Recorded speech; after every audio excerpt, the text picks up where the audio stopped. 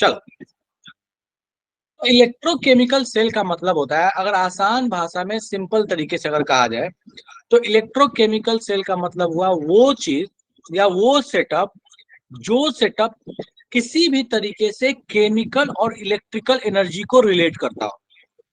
ध्यान से सुनना, कोई भी ऐसा सेटअप जो केमिकल और इलेक्ट्रिकल एनर्जी को रिलेट करे, उस तरह के सेटअप को हम कहते हैं दैट इज इलेक्ट्रोकेमिकल सेल। अब सवाल उठता है कि भैया ये तो ठीक है कि इलेक्ट्रिकल और केमिकल एनर्जी को रिलेट कर रहा है, हो सकता है कभी ऐसा केस हो कि जहाँ केमिकल इलेक्ट्रिकल में कन्वर्ट होता हो, जहाँ इलेक्ट्रिकल केमिकल में कन्वर्ट होता है, तब क्या करेंगे? तो जैसे ऐसे डिस्कशन आता है कि भैया केमिकल इलेक्ट्रिकल में कन्वर्ट हो रहा है या इलेक्ट्रिकल केमिकल में, तो वहां पे दो अलग अलग तरह के सेल्स के बारे में डिस्कशन शुरू हो जाता है। वो कौन कौन से सेल्स है अपन उसके बारे में बात करेंगे। चलिए, तो जैसे ही हम बात करते हैं कि अपने पास कोई ऐसा सेल है जो इलेक्ट्रिकल एनर्जी को केमिकल में कन्वर्ट कर रहा है, अगर इलेक्ट्रिकल को केमिकल में कन्वर्ट किया तो हम उसे बोलते हैं दैट इज इलेक्ट्रोलिटिक सेल। और अगर इसका जस्ट उल्टा हो जाए कि केमिकल एनर्जी से अगर इलेक्ट्रिकल एनर्जी मिल रहा है, तो हम उस सेल को कहते हैं गैल्वेनिक सेल या वोल्टाइक सेल। तो अपने पास पहले हुआ इलेक्ट्रोकेमिकल सेल, मैं लिखते चल रहा हूं, आप ध्यान देते चलिएगा, ठीक है? चलो,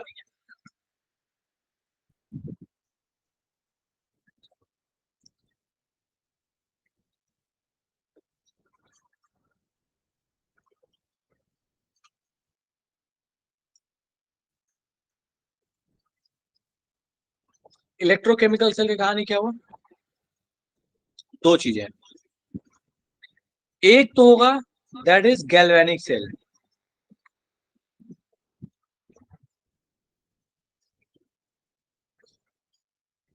एक होता इलेक्ट्रोलाइटिक।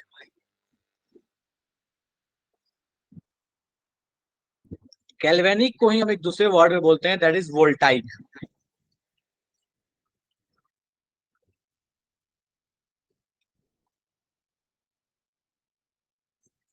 ठीक है, चलो, गैल्वेनिक का काम क्या है? तो गैल्वेनिक का काम है कि भैया केमिकल एनर्जी को इलेक्ट्रिकल एनर्जी में कन्वर्ट करना। इलेक्ट्रोलाइटिक का काम क्या है? इलेक्ट्रिकल एनर्जी को केमिकल में कन्वर्ट करना। इंपॉर्टेंट बात, नेक्स्ट थिंग, इसके केस में डेल्टा जी की जो वैल्यू होती है वो निगेटिव होती है। इसके केस में जो डेल्टा जी की वैल्यू होती है वो पॉजिटिव होती है। मतलब कि भैया ये जो इलेक्ट्रोलिटिक सेल है that is non spontaneous in nature. मतलब आप जब तक एनर्जी दे रहे हैं तब तक होगा, एनर्जी देना बंद, कहानी बंद। गैल्वेनिक सेल ऐसा नहीं है। गैल्वेनिक सेल में क्या है कि भैया वो डेल्टा जी उसका नेगेटिव है, मतलब आपको वहां पे कोई तरह का एक्स्ट्रा एफर्ट देने की जरूरत नहीं है, वो काम करते रहेगा, तब तक करते रहेगा जब तक कि इक्विलिब्रियम अचीव ना हो जाए। तो ये अपने पास कहानी हो गई इलेक्ट्रोकेमिकल सेल का कि इलेक्ट्रोकेमिकल सेल होता क्या है, ठीक है, इसके क्या क्या टाइप्स हैं। अब इसका मतलब सिंपल ये हुआ कि वो सेल जो केमिकल और इलेक्ट्रिकल एनर्जी दोनों को रिलेट कर पाएगा, इस तरह का सेम सेल को हम क्या बोलते हैं? That is electrochemical cell. चलेगा?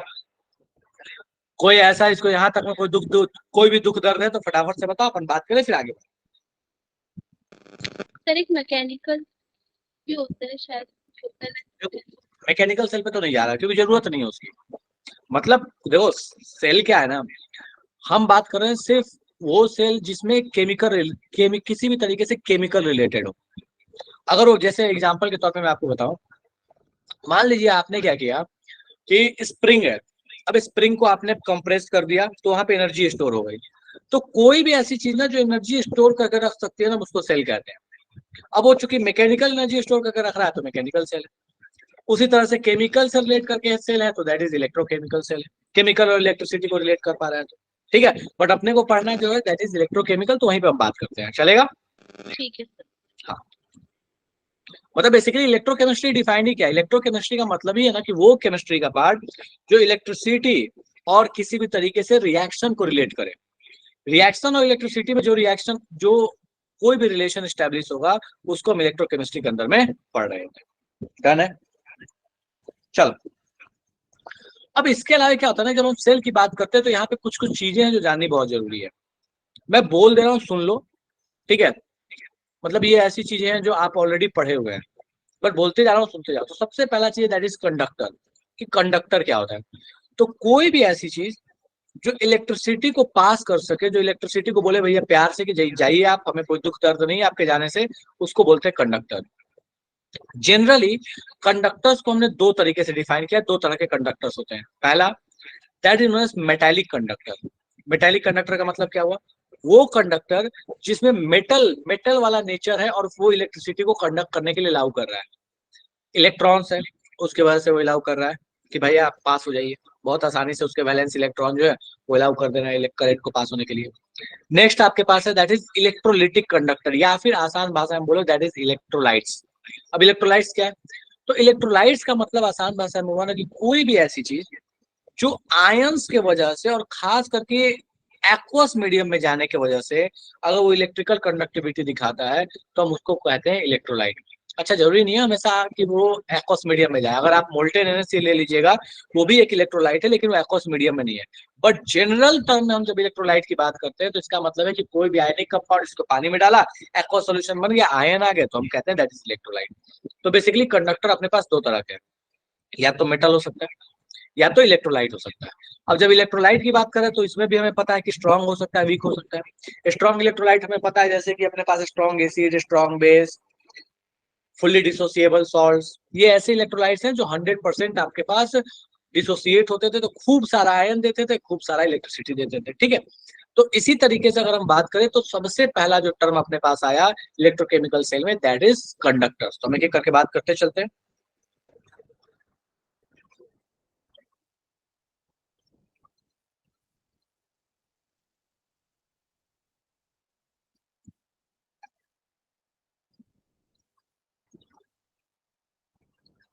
कंडक्टर्स, कंडक्टर्स में कहानी दो तरह की हो गई।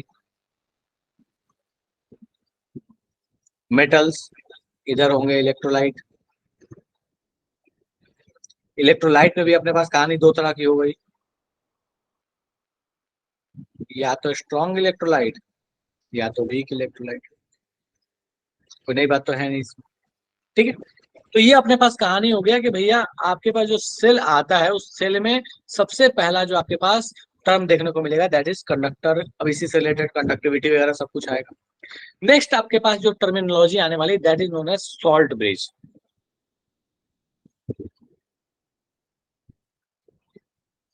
क्या होता है सॉल्ट ब्रिज? तो अभी हम देखेंगे जब डायग्राम तो बात करेंगे, बट अभी फिलहाल के लिए सस्ते में समझ लेते हैं कि सॉल्ट ब्रिज क्या है ना, एक इस तरह का एक सेटअप है जो कैथोड और एनोड टर्मिनल्स के बीच में, ध्यान से देखिएगा, जो कैथोड और एनोड टर्मिनल्स हैं वो जिस सॉल्यूशन में डिप किए रहते हैं उस सॉल्यूशन को कनेक्ट करता है। काम क्या है इसका? काम है सर्किट कंप्लीट करना। हमें बचपन से पढ़ाया गया था कि करंट तभी कहीं चल सकता है जब वहां पे सर्किट कंप्लीट होगा। आपका सर्किट कंप्लीट नहीं होगा तो करंट के लिए चल पाना पॉसिबल नहीं है। तो सर्किट को कंप्लीट करने के लिए जो चीज हम इस्तेमाल करते हैं that is known as that is known as salt bridge. ये डन है। अब सवाल उठता है कि भैया सॉल्ट ब्रिज ऐसा करता क्या है जिससे वो सर्किट कंप्लीट हो जाए? तो सॉल्ट ब्रिज में बेसिकली कहानी ऐसी है ना कि सॉल्ट ब्रिज जो है वो एक तरीके से ना केटायन और एनायन को ना बराबर स्पीड से मूव कराता है। अब बराबर स्पीड से मूव कराने से होता क्या है? तो जब बराबर स्पीड से मूव करते हैं तो होता ये है वहां पे कि भैया वहां पे इलेक्ट्रिकल न्यूट्रलिटी मेंटेन हो जाती है। मतलब कि भैया जितने स्पीड से आपके पास नेगेटिव चार्ज मूव कर रहा है उतने से पॉजिटिव मूव कर रहा है, तो वहां पे स्पीड जो न्यूट्रलिटी है उसको मेंटेन कर देता है।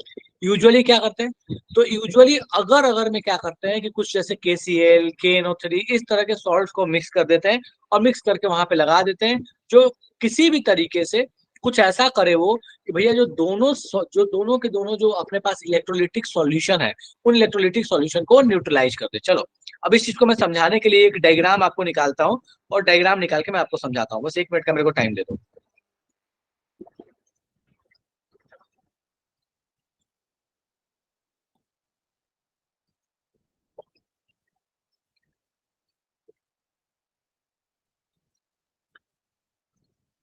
जस्ट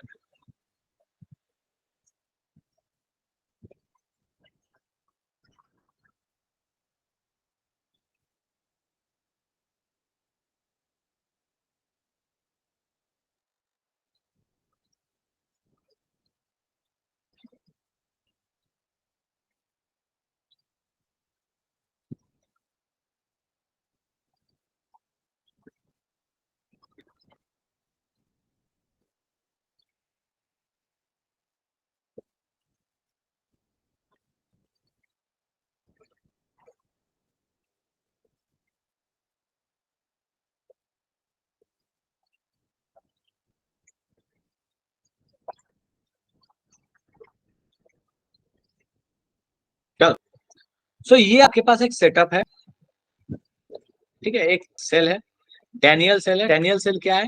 तो एक तरीके से आप समझ लीजिए कि गैल्वेनिक सेल का एक एग्जाम्पल है डैनियल सेल, ठीक है। अब ये करता क्या है, तो देखो इसमें हुआ क्या है। तो ये सेल जो है कुछ ऐसे बना है कि ये जिंक सल्फेट का सॉल्यूशन है, उसमें जिंक रॉड को डिप कर दिया। ये कॉपर सल्फेट का सॉल्यूशन, उसमें कॉपर रॉड को डिप कर दिया, ठीक है। और इनके बीच में क्या है ना, सॉल्ट ब्रिज लगा हुआ है।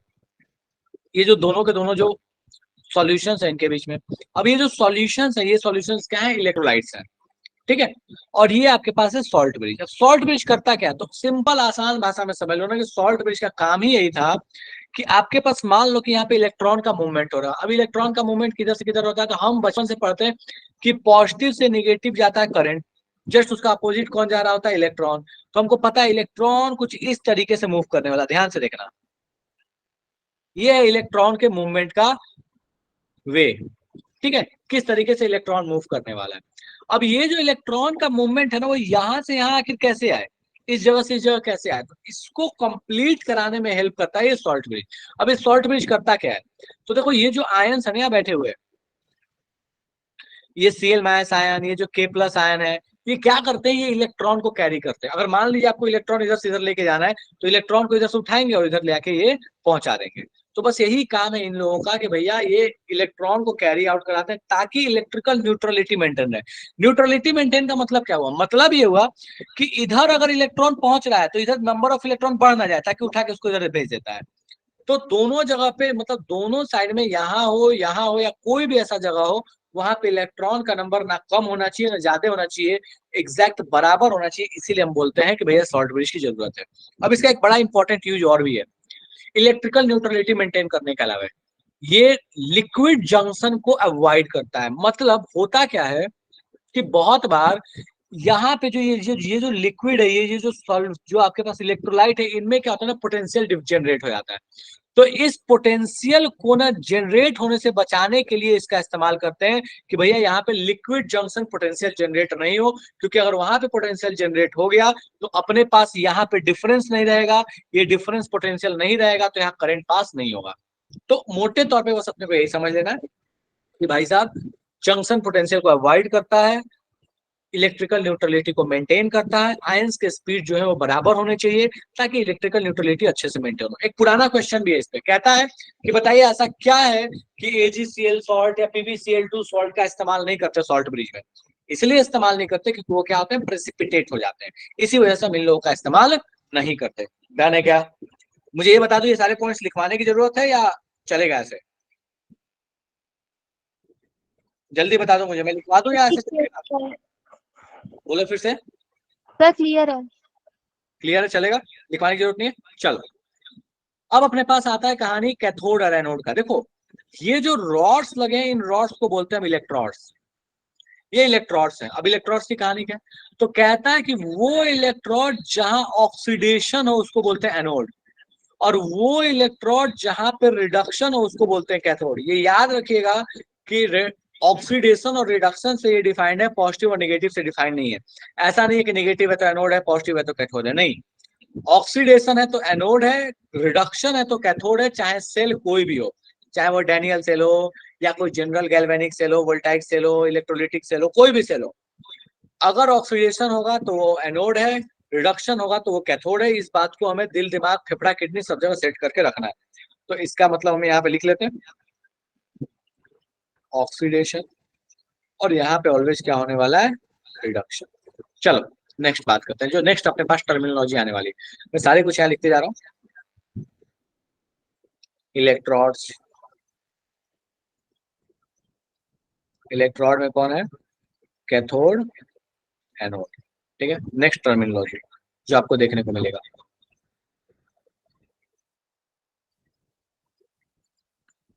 Electrode potential. अब इलेक्ट्रोड पोटेंशियल का मतलब क्या हुआ, देखो इलेक्ट्रोड पोटेंशियल का मतलब हुआ ना कि इस सॉल्वेंट के रिस्पेक्ट में इस इलेक्ट्रोड का पोटेंशियल कितना कम या ज्यादा है, कितने का डिफरेंस है। इलेक्ट्रोलाइट के रिस्पेक्ट में जो आपके पास इलेक्ट्रोड है, जो डिप है, उसका पोटेंशियल कितना है, इसी चीज को बोलते हैं electrode potential. Difference between the potential of electrolyte and the electrode is known as electrode potential. अब डिपेंड इस बात पे करता है भैया कि ये कितनी वैल्यू होगी, ये डिपेंड इस बात पे करेगा कि वहां ऑक्सीडेशन हो रहा है कि रिडक्शन हो रहा है, ये उस बात पे डिपेंड करेगा। वैल्यू नेगेटिव होगी कि पॉजिटिव होगी, कम होगा कि ज्यादा होगा, वो डिपेंड करेगा कि मेटल कौन सा है, सॉल्यूशन कौन सा है, और बाकी सारे फैक्टर्स पे। बट मोटे मोटे तौर पे ध्यान यही रखना है कि इलेक्ट्रोड पोटेंशियल का मतलब होता है कि जो ये आपका इलेक्ट्रोलाइट है और जो इलेक्ट्रोड है इसके बीच का पोटेंशियल डिफरेंस। अब जब हम इलेक्ट्रोड पोटेंशियल की बात करते हैं तो हमको पता है कि यहाँ पे दो तरह के इलेक्ट्रोड्स हैं, कैथोड है और एनोड है, तो दोनों के इलेक्ट्रोड पोटेंशियल डिफाइन होगा। तो इलेक्ट्रोड पोटेंशियल आपके पास हर इलेक्ट्रोड का अलग अलग होगा, कैथोड हो एनोड हो, इनके लिए अलग अलग डिफाइन होगा। अब दूसरी चीज है कि इलेक्ट्रोड पोटेंशियल भी दो अलग अलग तरीके से डिफाइन किया गया है। इसके अलावे कहता है कि ये आप रिडक्शन और ऑक्सीडेशन दोनों के रिस्पेक्ट में डिफाइन कर सकते हैं। तो electrode potential can be reductive electrode potential और can be oxidative electrode potential, दोनों के रिस्पेक्ट में डिफाइन है। अगर कहीं रिडक्शन हो रहा है उसके रिस्पेक्ट में आपने चेक कर लिया था तो वो इलेक्ट्रोड पोटेंशियल रिडक्शन वाला होगा, पॉजिटिव के रिस्पेक्ट में देखा तो इलेक्ट्रोड पोटेंशियल, सॉरी ऑक्सीडेशन के रिस्पेक्ट में देखा तो इलेक्ट्रोड पोटेंशियल ऑक्सीडेशन वाला। सवाल उठता है मेजर कैसे करते हैं, तो इसको मेजर करने के लिए इस्तेमाल किया जाता है हाइड्रोजन इलेक्ट्रोड को, इसको बोलते हैं एसएचई। तो ये मेजर किसके हिसाब से होता है, एसएचई के हिसाब से। कैसे एसएचई से मेजर करते हैं, तो करते क्या है कि एक सॉल्यूशन लेते हैं हाइड्रोजन का। क्या हाइड्रोजन का सॉल्यूशन का मतलब है, तो आपके पास, रुको मैं एक बार देखता हूँ, अगर एसएचई का मुझे डायग्राम मिल जाए तो मैं लगा के आपको समझा दूंगा कैसे इलेक्ट्रोड पोटेंशियल मेजर करते हैं। जस्ट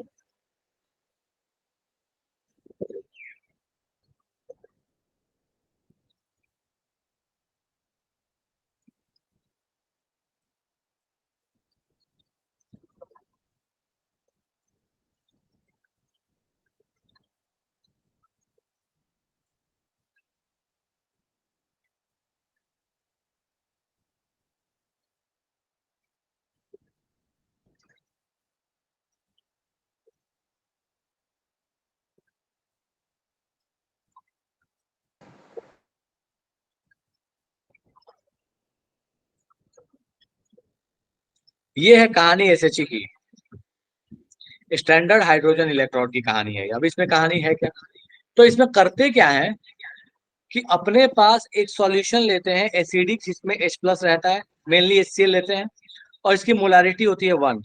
इसमें क्या करते हैं कि एक ग्लास ट्यूब लगाते हैं, उसके अंदर में एक प्लेटिनम रॉड लगाते हैं, बेसिकली प्लेटिनम ब्लैक होता है, उसके एक वायर से कनेक्ट कर देते हैं, और इसके अंदर में ना हाइड्रोजन गैस को सप्लाई करते हैं 1 atm प्रेशर पे। अब होता क्या है, होता ये है कि जो H प्लस है ये भाई साहब रिड्यूस होकर बन जाते हैं H2। अब इसी से क्या करते हैं स्टैंडर्ड हाइड्रोजन इलेक्ट्रोड, ये समझा रहा हूँ आकाश। अब ये वाला जो तार है ना, इस तार से क्या करते हैं ना कि जिसका भी हमें इलेक्ट्रोड पोटेंशियल मेजर करना है, स्टैंडर्ड इलेक्ट्रोड पोटेंशियल, उसको कनेक्ट कर देते हैं और बीच में लगा देते हैं एक वोल्ट मीटर। अब जैसे ही हमने ये सेटअप किया तो जो वोल्ट मीटर में आपके पास वैल्यू आई, that will be the reduction और oxidation potential of this metal. अब रिडक्शन है कि ऑक्सीडेशन है वो तो देखेंगे हम हाइड्रोजन के रिस्पेक्ट में कि रिएक्शन कैसे चल रही है, बट मैग्नीट्यूड जो है वो इसी तरीके से कैलकुलेट होगा। हाइड्रोजन एसएचई के रिस्पेक्ट में हम क्या करते हैं, दूसरे वाले इलेक्ट्रोड को जोड़ देते हैं, बीच में लगाते हैं वोल्ट मीटर। ये याद रखने वाली बात है हमेशा कि रिडक्शन पोटेंशियल चाहे चाहे वो स्टैंडर्ड रिडक्शन पोटेंशियल हो, चाहे ऑक्सीडेशन पोटेंशियल हो, these are respective terms with respect to SHE, standard hydrogen electrode के रिस्पेक्ट में इनको डिफाइन किया गया है। ये एब्सोल्यूट वैल्यूज नहीं है। इनफैक्ट आपको ऑलरेडी पता है कि पोटेंशियल का कोई भी वैल्यू जो है वो एब्सोल्यूट नहीं होता, उसको किसी ना किसी चीज के रिस्पेक्ट में ही डिफाइन करते हैं। चलिए, तो ये आपके पास कहानी हो गया कि भैया एसएचई होता क्या है। अगर यहां तक में कोई दिक्कत है तो फटाफट से बताओ, बात करें फिर आगे बढ़े। सर ये रिडक्शन सॉरी पोटेंशियल जो है पोटेंशियल डिफरेंस ही होता है मतलब। बिल्कुल, ये वही पोटेंशियल फिजिक्स डिफरेंस, वाला, फिर से बोलो। तो फिजिक्स में जो पढ़ते हैं। हाँ फिजिक्स, देखो जो फिजिक्स में तुमने पढ़ा ना कि भैया आपके पास जो पोटेंशियल होता है फिजिक्स में, वो सेम कहानी यहाँ पे भी कुछ अलग थोड़ी है। फिजिक्स में भी आप पढ़ते हो क्या, बेसिकली पोटेंशियल डिफरेंस के बारे में भी पढ़ते हो। एब्सोल्यूट पोटेंशियल निकालना तो बेसिकली मोटे मोटे तौर पे कह लो कि पॉसिबल ही नहीं होता। हम किसी एक चीज के जगह, जैसे मान लो वो हम सर डिफरेंस निकालते हैं। डिफरेंस निकालते, एग्जैक्टली यहाँ पे वही कहानी है कि हम यहाँ पे भी डिफरेंस ही निकालते हैं। देखो यस हम एक सर। चीज तुम्हें दिखाते हैं। हाँ, अब जैसे मान लो कॉपर का मेजर करना था कि इसका रिडक्शन पोटेंशियल क्या है, देखो इस तरह का सेटअप लगाया। अब इस सेटअप में हुआ क्या, तो इस सेटअप में हमें दिख क्या रहा है कि एक तरफ आपको एसएचई लगा दिया, और एक तरफ लगा दिया कॉपर का सॉल्यूशन, और कॉपर का जो सॉल्यूशन लगाया इसमें हुआ कि कॉपर सल्फेट 1 मोलर है। 1 मोलर जैसे ही लेते हैं तो अपने पास स्टैंडर्ड इलेक्ट्रॉन पोटेंशियल आ जाता है। स्टैंडर्ड लेने के लिए हमें 1 मोलर लेने की जरूरत है कॉन्सेंट्रेशन। चलो, अब देखा क्या गया कि यहाँ पे जो वोल्टमीटर लगाया, इस वोल्टमीटर में ध्यान से देखो तो रीडिंग आ रही है 0.34। मतलब हमको समझ में आ गया कि स्टैंडर्ड पोटेंशियल जो यहाँ पे कॉपर लगा हुआ है, इस कॉपर का स्टैंडर्ड पोटेंशियल है दैट इज 0.34 वोल्ट। अब ये रिडक्शन है कि ऑक्सीडेशन, ये हम बाद में भी सीखेंगे, पर अभी फिलहाल के लिए हमें समझ गया कि अच्छा, तो ये आपके पास कहानी है कि किस तरह से हो रहा है। अब थोड़ा सा और भी अगर हम इसको जाएं तो हमें एक बात समझ में आ रहा है कि भैया ये H2 जो है ये H+ हो रहा है और Cu+2 Cu बन रहा है। मतलब this is a reduction potential, क्योंकि कॉपर का रिडक्शन हो रहा है, इसलिए जो डिफाइंड पोटेंशियल है that is for the reduction of copper. चलेगा क्या? यहां तक कोई दिक्कत लगे फटाफट से पूछो कि स्टैंडर्ड रिडक्शन पोटेंशियल कैलकुलेट कैसे करते हैं। सर ये पूरी हाइड्रोजन तरह को जीरो मानते हैं ना? फिर से समझा एक एक दीजिए करके बोलो। सर, पीछे वाला एक बार फिर से समझा दीजिए।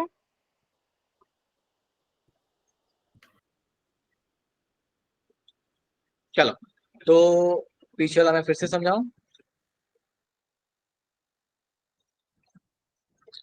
बताओ इसमें क्या समझाना बेटा, इस वाले में या इससे पीछे वाला, इसको बोल रही है? यस सर, इसी को बोल रही हूँ। हाँ, इसमें क्या है ना, देखो एसएचई में क्या करते हैं कि एक कंटेनर लिया, इस कंटेनर में क्या किया कि H+ आयन लिया, बेसिकली HCl लिया, जिसका कॉन्सेंट्रेशन होता है 1 मोलर। और इसमें क्या करते हैं, एक ग्लास ट्यूब लगाते हैं, ग्लास ट्यूब के अंदर में ये प्लेटिनम का रॉड लगाते हैं। देखो अंदर में ये प्लेटिनम का रॉड है।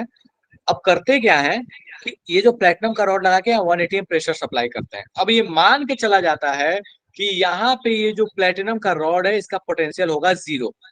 इसका पोटेंशियल 0 मानते हैं हम इस केस में। अब इसी के रेस्पेक्ट किसी का भी पोटेंशियल मेजर करते हैं। फॉर एग्जाम्पल, अब यहाँ पे है क्या, तो यहाँ पे दिख क्या रहा है ना कि इधर वाले का पोटेंशियल तो आपके पास 0 है, तो इधर वाले का आखिर कितना पोटेंशियल रहा होगा कि E0 जो 0.34 वोल्ट आ जाए। तो इधर वाले का जो पोटेंशियल रहा होगा वो डेफिनेटली 0.34 रहेगा। तभी तो इसमें से इसको माइनस करोगे, 0.34 में से 0 माइनस करोगे तो बचेगा 0.34। तो इसी तरीके से करते क्या है कि हाइड्रोजन वाले को 0 मान लिया, और जिसका भी मेजर करना है उसको साथ में लगा के मेजर कर लिया। अब मेजर करके हमने चेक कर लिया कि जो वैल्यू आई वो इस वाले के पोटेंशियल आ गई। वो रिडक्शन है कि ऑक्सीडेशन है वो बात की बात है, पर हाँ उसकी पोटेंशियल आ गई। ऑक्सीडेशन रिडक्शन है वो अभी हम सीखेंगे थोड़ी देर में, जाने क्या। Yes sir. चलो, अब बात कर लेते हैं कि भैया ये जो मेजर किया गया ये रिडक्शन पोटेंशियल है या ऑक्सीडेशन पोटेंशियल, ये कैसे पता चले। ध्यान से देखो, यहाँ पे हाइड्रोजन का हो रहा है ऑक्सीडेशन, मतलब पक्का से पक्का मेटल का क्या हुआ है, रिडक्शन हुआ है।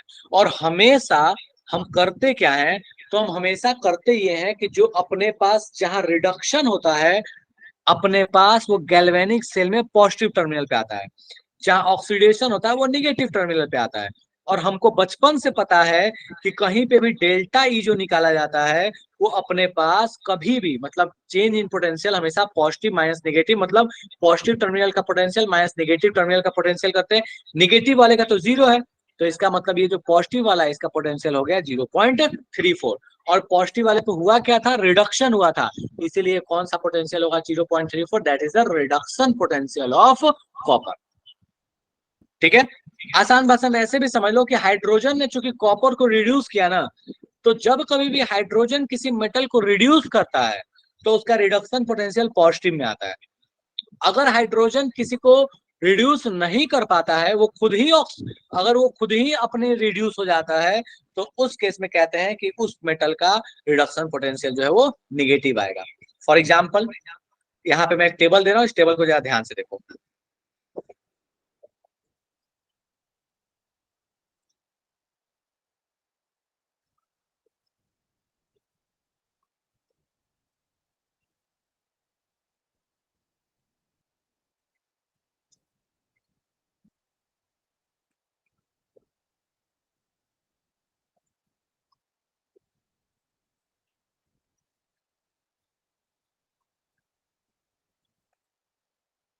चलो, अब इस टेबल में एक चीज देखते हैं। कहता है कि देखो जो जो इसमें हाइड्रोजन से ऊपर है, मतलब आसान भाषा में कह लो, देखो यहाँ पे आपको हाइड्रोजन दिख रहा है, कहाँ गया, यहाँ पे। सो हाइड्रोजन से ऊपर वाले जितने भी हैं ये क्या करेंगे, इनके साथ जैसे ही आप इलेक्ट्रोड कपल कीजिएगा हाइड्रोजन का, तो ये बेसिकली इन सबको ये सारे के सारे H प्लस को रिड्यूस करके H2 बनाएंगे, ये सब H प्लस को रिड्यूस करके H2 बनाएंगे। तो इसका मतलब ये सारे के सारे हाइड्रोजन को करने वाले हैं रिड्यूस, मतलब खुद क्या होने वाले हैं, ऑक्सीडाइज। इसके नीचे वाले जो हैं ये क्या करते हैं, ये बेसिकली करते हैं हाइड्रोजन को ऑक्सीडाइज और खुद होते हैं रिड्यूस।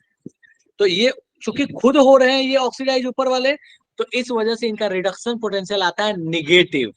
एसआरपी का मतलब होता है स्टैंडर्ड रिडक्शन पोटेंशियल, और ये नालायक सब जो है ये हाइड्रोजन को करता है ऑक्सीडाइज, इसीलिए इनका स्टैंडर्ड रिडक्शन पोटेंशियल आता है पॉजिटिव। तो जो हाइड्रोजन को रिड्यूस कर पाएगा, ध्यान से देखना, जो हाइड्रोजन को, ध्यान से सुनना, जो हाइड्रोजन को रिड्यूस कर पाएगा उसका रिडक्शन पोटेंशियल होगा निगेटिव, और जो हाइड्रोजन को ऑक्सीडाइज कर पाएगा उसका रिडक्शन पोटेंशियल होगा पॉजिटिव। डन है? तो आसान भाषा में इस चीज को हमें ध्यान रखना है, मैं यहाँ पे लिख दे रहा हूं।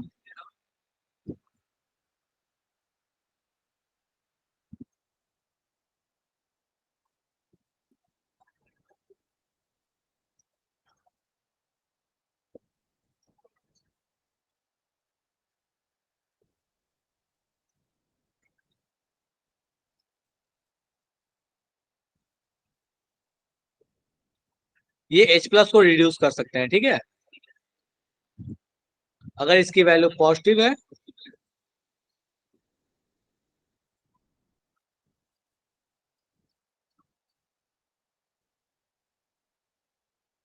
तो ये H प्लस को क्या करेंगे, ऑक्सीडाइज कर देंगे।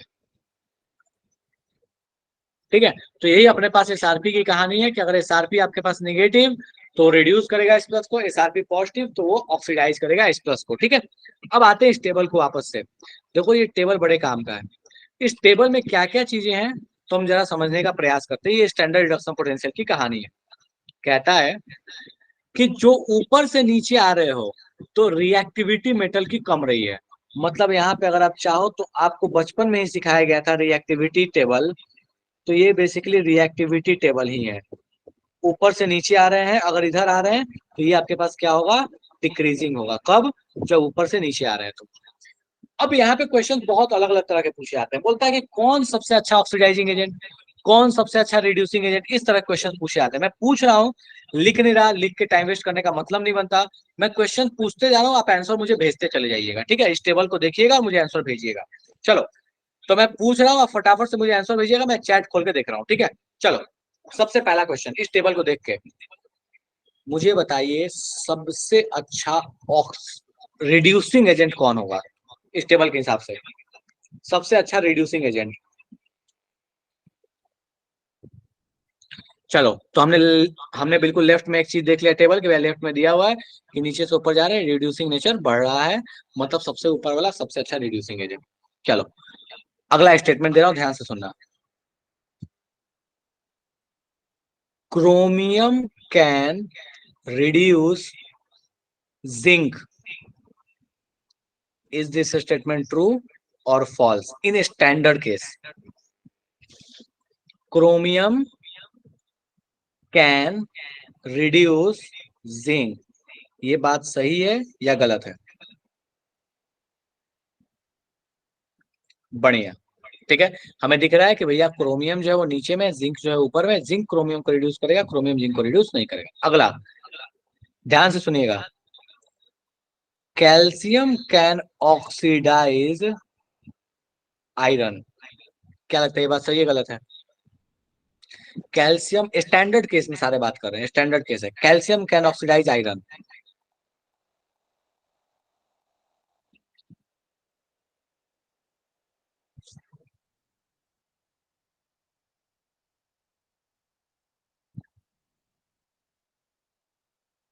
आधी जनता प्लस आधी जनता माइनस। अरे एक बात बताइए, कैल्शियम ऊपर में है, आयरन नीचे में, तो कैल्शियम अच्छा रिड्यूसिंग एजेंट अगर है तो वो आयरन को रिड्यूस करेगा ना, वो ऑक्सीडाइज कैसे करेगा? अच्छा रिड्यूसिंग एजेंट है वो, मतलब वो खुद होगा ऑक्सीडाइज और आयरन को क्या कर रहा होगा, रिड्यूस। बात भेज में जा रही है?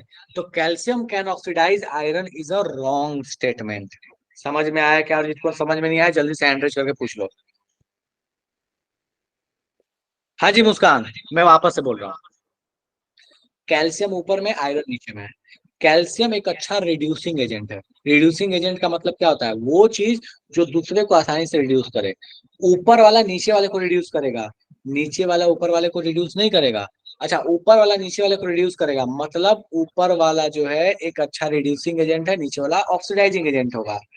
तो इसके हिसाब से calcium can not oxidise iron, calcium can reduce iron. और इससे भी आसान समझ लो, एकदम सबसे एकदम देसी भाषा में, जो जितना ऊपर बैठा है वो उतना अच्छा दानवीर है। वो एकदम उतना अच्छा दानवीर है, वो देने को, इलेक्ट्रॉन देने को तैयार है। वो एकदम ऐसे ऐसे इलेक्ट्रॉन को ना अपने हथेली पे लेके घूम रहा है, बस वो चाह रहा है कि कोई गलती से आए और उसको दे दे। जो नीचे है वो इलेक्ट्रॉन लेने को तैयार है, बस आसान भाषा में। और इलेक्ट्रॉन देने वाले को क्या कहते हैं? रिड्यूसिंग। इलेक्ट्रॉन एक्सेप्ट करने वाले को क्या बोलते हैं? Oxidising agent. देने वाला अगर रिड्यूसिंग है तो खुद होता है ऑक्सीडाइज, लेने वाला अगर खुद होता है रिड्यूस तो होता है एजेंट वाइज ऑक्सीडाइजिंग। बहुत कंफ्यूजिंग सा कहानी है, पर एक सिंपल तरीका ध्यान रखना, ऊपर वाला देने को तैयार है इलेक्ट्रॉन, नीचे वाला लेने को बात करता हूँ। चलो अगला क्वेश्चन। सर इसको याद करना पड़ेगा इन सबको? कुछ नहीं याद करना, मैंने तो एक लाइन में बता दिया। जो ऊपर है वो इलेक्ट्रॉन देगा। अब क्या हमें ऑक्सीडेशन और रिडक्शन का बेसिक डेफिनेशन नहीं पता है, बस वही लगा लेना। ठीक है, चलो अगला क्वेश्चन। कहता है कि aluminium can easily oxidise calcium. क्या लगता है, ये बात सही है गलत है? Aluminium can easily oxidise calcium.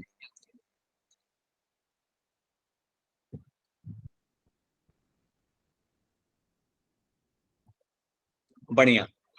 Aluminium जो है वो कैल्शियम को बड़े आराम से ऑक्सीडाइज कर सकता है, क्योंकि हमें दिख रहा है एल्यूमिनियम नीचे है, कैल्शियम ऊपर में है। कैल्शियम आराम से ऑक्सीडाइज होगा, एल्यूमिनियम आराम से रिड्यूस हो जाएगा। Calcium is good reducing agent, aluminium can be oxidising agent with respect to calcium. अगला, कॉपर और कैल्शियम में से कौन सा ऐसा मेटल है जो आसानी से लेड को रिड्यूस कर देगा? कॉपर और कैल्शियम में से कौन सा ऐसा मेटल है जो आसानी से लेड को रिड्यूस करेगा?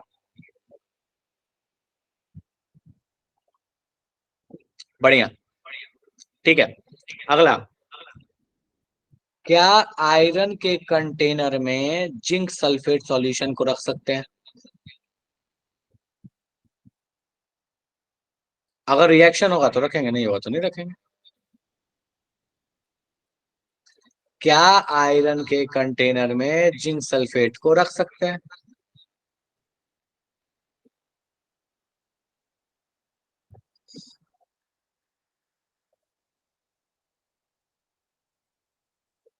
रेडॉक्स हो जाएगा, देखते हैं।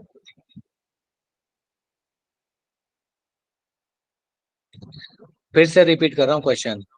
क्या आयरन के कंटेनर में जिंक सल्फेट को रख सकते हैं?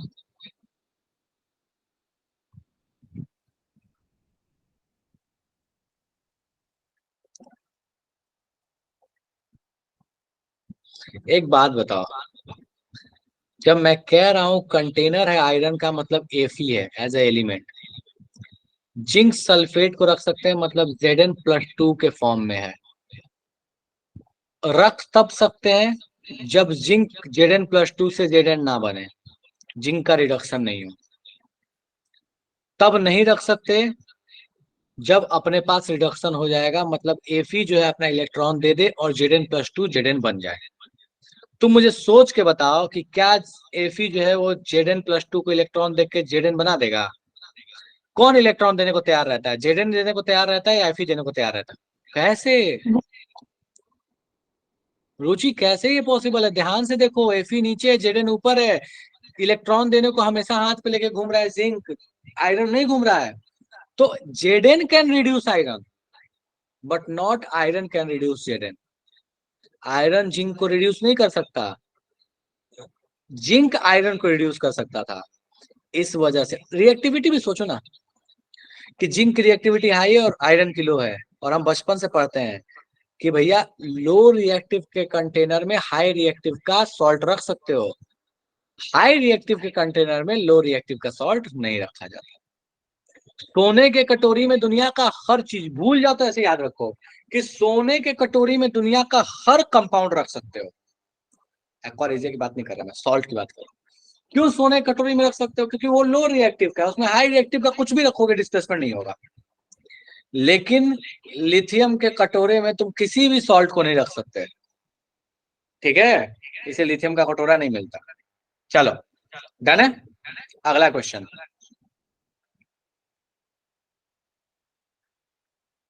अच्छा दोनों इलेक्ट्रोलाइट कौन से, कोई बात नहीं। Next question. ऐसा ही एक क्वेश्चन दे रहा हूं, बहुत लोगों ने गड़बड़ किया तो दोबारा से। क्या एल्यूमिनियम सल्फेट को टीन के डब्बे में रख सकते हैं?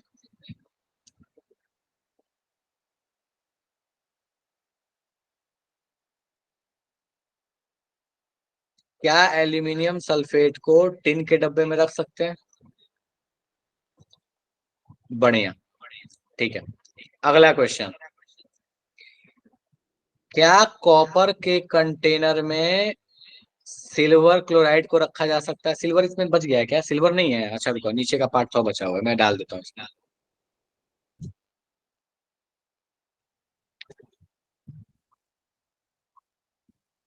एक मिनट रुक जाओ, नहीं है तो आ गया ना।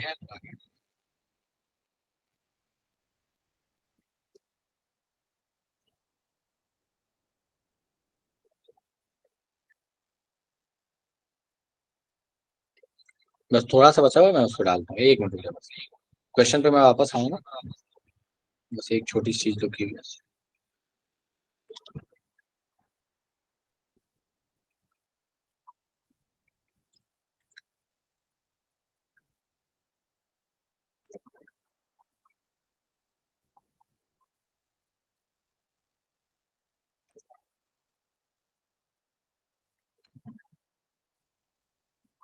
चलो, तो क्वेश्चन क्या पूछा था, मैं तो भूल ही गया।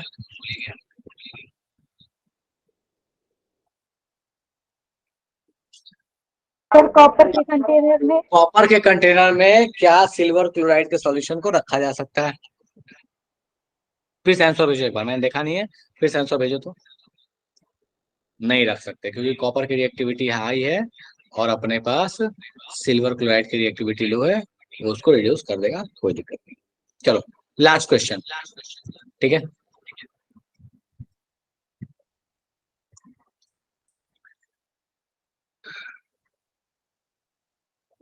सबसे अच्छा ऑक्सीडाइजिंग एजेंट कौन है? बेस्ट ऑक्सीडाइजिंग एजेंट आप किसको कंसीडर कीजिएगा?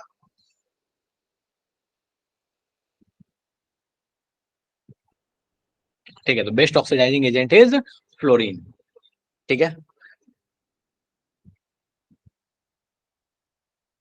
अच्छा एक बात बताओ, लिथियम और पोटेशियम में, थोड़ा लिंक से हट के पूछ रहा हूँ, लिथियम और पोटेशियम में ऐसा क्या है कि लिथियम का रिडक्शन पोटेंशियल कम होता है और पोटेशियम का ज्यादा होता है? इन सेंस निगेटिव साइन को लेके मैं बात कर रहा हूँ।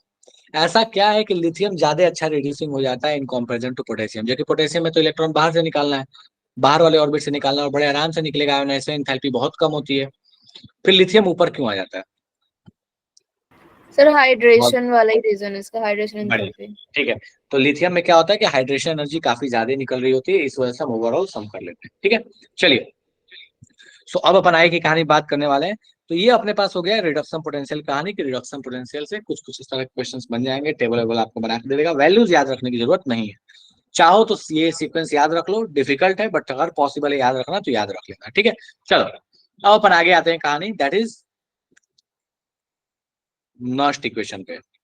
तो नॉस्ट इक्वेशन में क्या होता है ना, सबसे इंपॉर्टेंट चीज एक है, दैट इज एसआरपी की कहानी, कि भैया स्टैंडर्ड रिडक्शन पोटेंशियल आपको ध्यान रखना है। पहचानेंगे कैसे? बहुत बार आपको एसआरपी नहीं लिख के देगा, तो जब कभी भी आपको ऐसे लिख दे स्टैंडर्ड, स्टैंडर्ड का साइन बना दिया, मेटल के ऊपर प्लस एक्स और फिर मेटल दे दिया, बेसिकली रिडक्शन हो रहा है।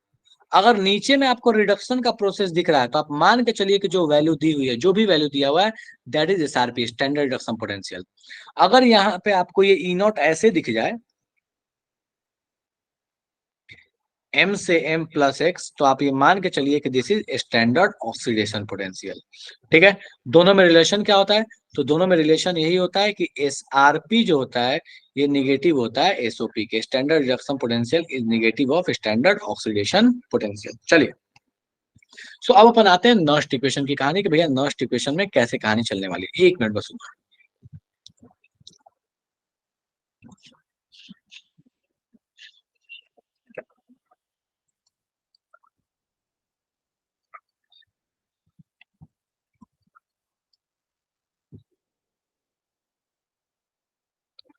सो नर्स्ट इक्वेशन को समझने के लिए ना हमें थर्मोडायनेमिक्स का एक बेसिक कॉन्सेप्ट समझना पड़ेगा। बेसिक कॉन्सेप्ट क्या था? तो बोलता है कि भैया आपके पास जो डेल्टा जी है, ये डेल्टा जी होता है basically delta G not plus RT ln Q के बराबर। ये थोड़ा सा मैंने पहले भी चर्चा किया था। डेल्टा जी जो है, डेल्टा जी का मतलब हुआ that is Gibbs free energy का चेंज। ये स्टैंडर्ड गिब्स फ्री एनर्जी का change plus RT ln Q के बराबर होता है। यहाँ पे Q क्या है? तो यहाँ पे Q का मतलब होता है वही चीज जो हमने इक्विलिब्रियम में पढ़ा था, that is reaction quotient.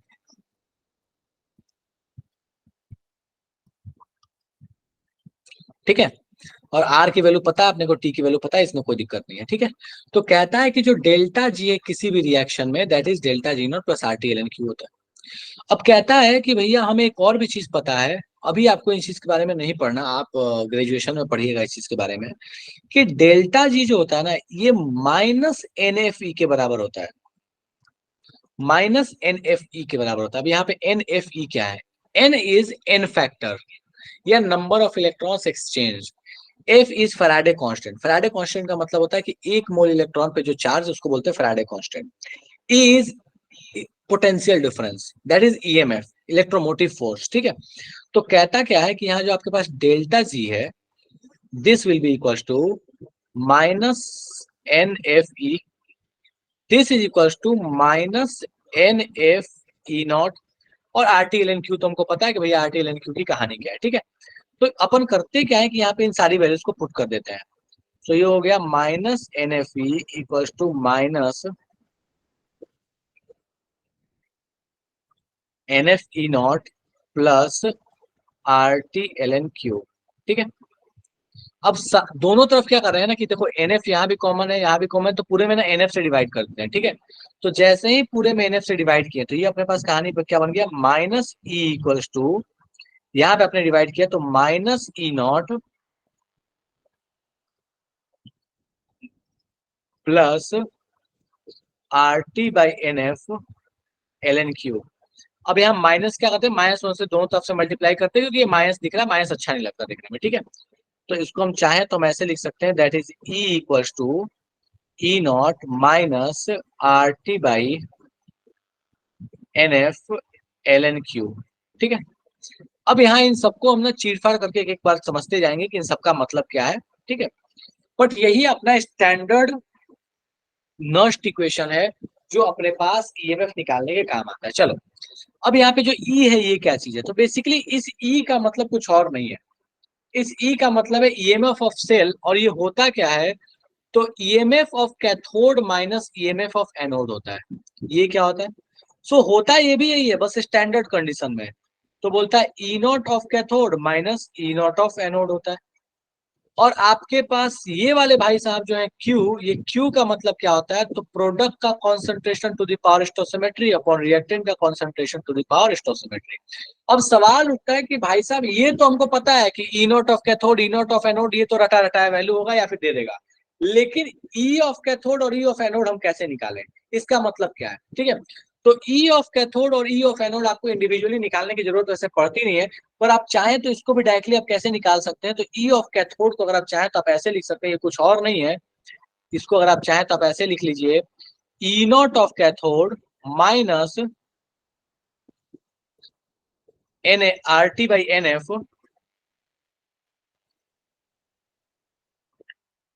ln 1 upon generally reactant का कॉन्सेंट्रेशन। जनरली क्योंकि आपके पास रिएक्टेंट ही क्या होने वाला है, रिड्यूस होकर बनने वाला है प्रोडक्ट। तो ये आपके पास कहानी होता है, that is E not of cathode minus RT upon NF ln 1/r का कॉन्सेंट्रेशन, दैट इज रिएक्टेंट का कॉन्सेंट्रेशन। ठीक है, सो ये आपको ध्यान रखना है। ये आपके पास हो गया Nernst equation, that is E equals to E0 minus RT by NF ln Q। EC minus EA होता है आपके पास E की value, E0 C minus E0 A होता है आपके पास E0 की वैल्यू। अब RT बाई NF जो है ना, इसको हम सिंप्लीफाइड फॉर्म में क्या करते हैं कि यहाँ पे R की वैल्यू पुट कर लो, T की वैल्यू पुट कर लो, F की वैल्यू पुट कर लो, तो आप और यहाँ पे ln को जब लॉग में कन्वर्ट करोगे तो आपको पता चलेगा वो हो जाता है 0.069। ठीक है, अब ठीक है, मतलब लिखोगे ठीक है, नहीं भी लिखो तो कोई दिक्कत नहीं, 0.06 भी लेके चलते हैं, 0.059 भी लेके चलते हैं, कोई दिक्कत नहीं है, तुम लेके चल सकते हो 0.06 लेके चलो, कोई दिक्कत नहीं है। ठीक है, तो ये आपके पास कहानी आ जाता है कि भैया सिंप्लीफाइड फॉर्म में आप सबकी वैल्यूज पुट करें और वहां से चेक कर लें कि आपके पास क्या क्या आने वाला है, किस तरीके से आने वाला है। अगले क्लास में अपन थोड़ा डिटेल्स में इसके बारे में बात करेंगे, बस अभी थोड़ा सा आइडिया दे दिया आपको कि ये होता कैसे है। ठीक है, यहां तक में बाकी कोई दिक्कत हो तो जल्दी से जल्दी बता दो। अगले क्लास में बात करेंगे नस्ट इक्वेशन पे डिटेल्स में, वही बस थोड़ा सा आइडिया दे दिया कि नस्ट इक्वेशन बना कैसे हुआ है। चलेगा, अगले क्लास में एक एक करके हम बात करते चलेंगे सबके बारे में। ठीक है, आज बस आइडिया दिया नस्ट इक्वेशन का। चलो ठीक है, सबकी वैल्यू पुट करके देख लो, वो लगभग लगभग आपके पास 0.059 के आसपास आएगा, 0.0591 या समथिंग ऐसे आता है। ठीक है, चलो, तो अभी की सभा यही विराम लगाते हैं और आज कुछ भी नहीं पढ़ाया है ज्यादा, आज कोई होमवर्क नहीं है, बस आपको बेसिक चीजें बताया है कि रिडक्शन पोटेंशियल वगैरह होता क्या है, टर्मिनोलॉजीज क्या होते हैं, नस्ट इक्वेशन का बेसिक सा कहानी। अगले क्लास में थोड़े न्यूमेरिकल्स और थोड़ा नस्ट इक्वेशन का और एक्सपेंडेड फॉर्म में बात करेंगे। ठीक है, चलो ठीक है, तो अभी की सभा यहीं पे विराम लगाते हैं, अगले क्लास में फिर कंटिन्यू करेंगे। ठीक है, चलो ओके, बाय बाय, टाटा, बाय बाय।